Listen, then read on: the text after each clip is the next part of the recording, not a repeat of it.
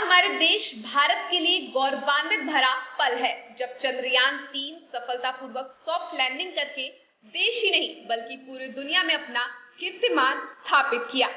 ये सब हमारे देश के वैज्ञानिकों के दृढ़ संकल्प और कड़ी मेहनत का फल है, जिन्होंने ये साबित कर दिया कि भारत की धरती पर असंभव कार्य भी संभव हो सकता है। इस परचम की नींव भारत में बहुत पहले ही शुरू कर दी गई थी। तो चलिए आपको बताते हैं कि धरती से चांद तक पहुंचने के सफर की शुरुआत कैसे हुई और इसरो यानी भारतीय अंतरिक्ष अनुसंधान संगठन की स्थापना कब हुई। साल 1962 में एक समिति जिसका नाम INCOSPAR Indian national space committee for space research था, जिसकी स्थापना 23 फरवरी 1962 में हुई थी। डॉक्टर एपीजे अब्दुल कलाम भारत के राष्ट्रपति बने, जो रॉकेट इंजीनियरों की शुरुआती टीम में से थे जिन्होंने इन्कोस्पार्क की स्थापना की थी।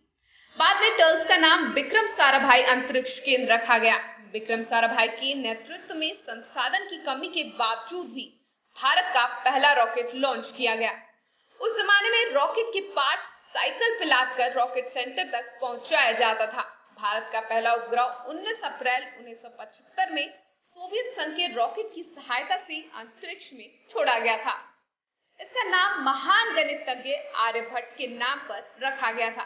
भले इसने 5 दिन बाद काम करना बंद कर दिया था, लेकिन यह अपने आप में भारत के लिए एक बड़ी उपलब्धि थी। जिसके बाद 7 जून 1979 को भारत का दूसरा उपग्रह भास्कर, जो 442 किलो का था, पृथ्वी की कक्षा में स्थापित किया गया। साल 1980 में रोहिणी उपग्रह पहले भारत निर्मित प्रक्षेपण यान SLV-3 द्वारा कक्षा में स्थापित किया गया।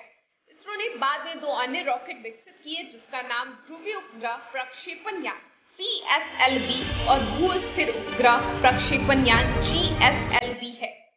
जनवरी 2014 में इसरो सफलतापूर्वक GSAT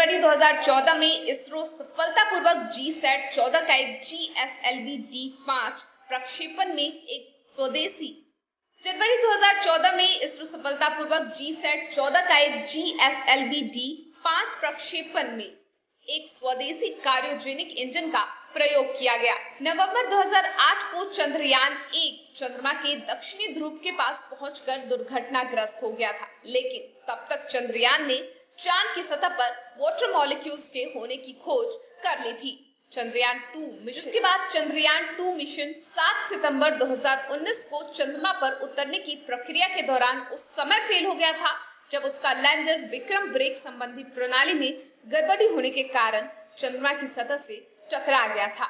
आज भारत सिर्फ चांद ही नहीं बल्कि मंगल और उससे आगे तक अपने यान भेज रहा है। ये बदलते भारत की उपलब्धि है, जो आज धरती से चांद तक ही नहीं बल्कि अन्य ग्रहों तक अपने तिरंगे को शान से फहरा रहा है। आगे भी लगातार कोशिश करता रहेगा। फिलहाल इस खास रिपोर्ट में बस इतना ही। ऐसे ही देश दुनिया की तमाम अपडेट्स के लिए देखते रहें इंडिया 7।